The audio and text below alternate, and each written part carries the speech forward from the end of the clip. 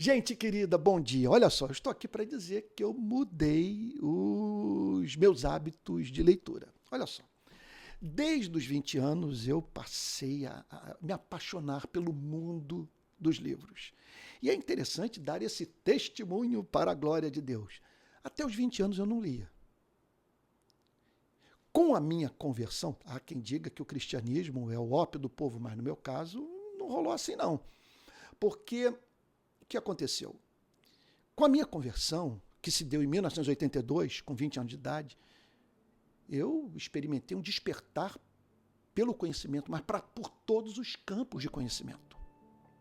Então, política, psicanálise, filosofia, história geral e, acima de tudo, teologia. Então, desde aquela época, eu tenho feito o seguinte, eu sempre leio os meus livros com uma canetinha na mão. Então, eu anoto. Aqui não sei se vai dar para você ver, eu estou com esse livro aqui, A Construção Social da Realidade, do Peter Berg, que estou para analisar assim, o seu conteúdo no meu canal. Então, mas o que eu faço? Desde daquela época, da minha conversão, eu sublinho os parágrafos, as frases, as ideias principais. E, inclusive, eu classifico essas passagens. Eu uso um ponto de exclamação quando a declaração tem um valor, sabe, acima da média, 2 quando ela é muito importante, e 3 quando eu a considero genial, extraordinária, central para a compreensão do pensamento do autor, ou alguma coisa que representou para mim uma grande contribuição para o meu desenvolvimento intelectual. E aí então, depois de ter lido o livro e feito essas anotações, eu as releio imediatamente. E quando o livro é muito importante, eu faço uma segunda leitura, ou uma terceira, ou até mesmo quarta leitura dessas anotações, às vezes com espaço assim de anos entre elas, sabe? E assim, até esse ano eu vim trabalhando, até que agora eu tomei uma decisão para aprofundar a memorização dos livros que eu estou lendo e também a compreensão do seu conteúdo.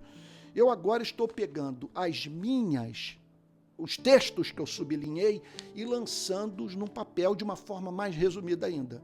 Coloco uma frase, uma palavra, uma sugestão, sabe, um nome que foi citado, uma data. E aí o que eu faço? Você está vendo esse lugar aqui? Eu acordo de manhã, pego as anotações do dia anterior e as releio e converso comigo mesmo. Olha, o autor disse isso, bato um papo com o texto, sabe, que está aqui.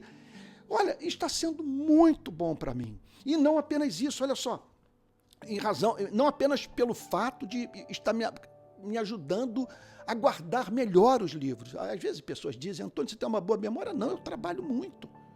Sabe, eu uso esse método, ele tem me ajudado imensamente. Eu me lembro do meu queridíssimo amigo Ziel Machado, uma das pessoas que eu mais respeito no protestantismo brasileiro, ele dizer o seguinte, ele não sei se ele ainda é reitor ou um dos professores do Seminário Servos de Cristo em São Paulo, não sei se ainda ele trabalha lá, mas é uma pessoa que eu respeito muito. E lá, nesse período mesmo, 82, 83, eu me lembro, ele ainda estudando História na UF, se minha memória não está enganada, ele disse o seguinte para mim, Antônio, não há aprendizado sem esforço. Eu nunca mais me esqueci dessa declaração do Ziel. Sabe, então, quer dizer, você tem que ralar mesmo, tem que trabalhar duro para guardar, para compreender o conteúdo do livro.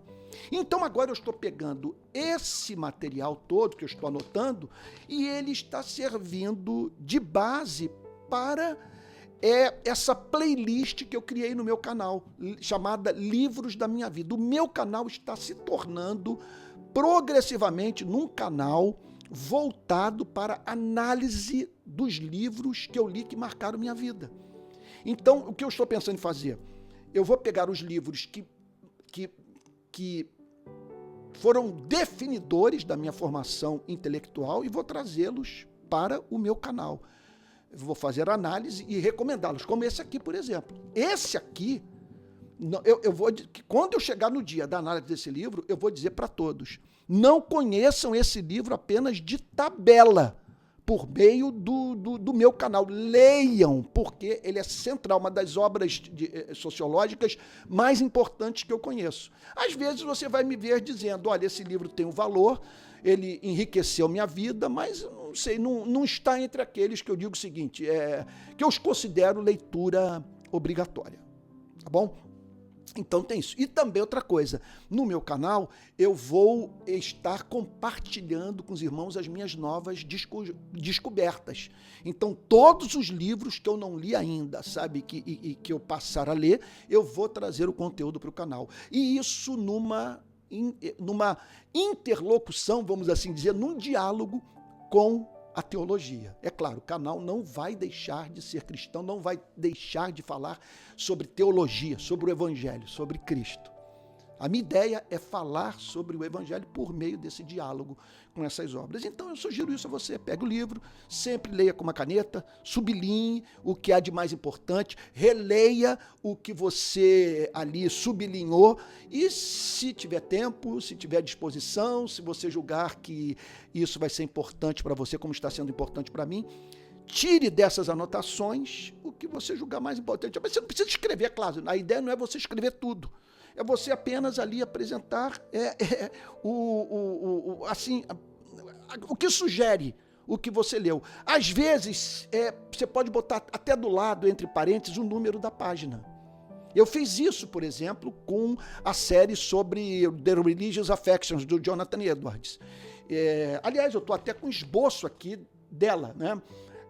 O que eu fiz? Eu botava o número da página quando se tratava de um pensamento que eu precisava dominar melhor, dominar de uma forma mais profunda. Então, eu fui direto, quer dizer, eu fiz isso acho que 2 vezes na análise do The Religious Affections.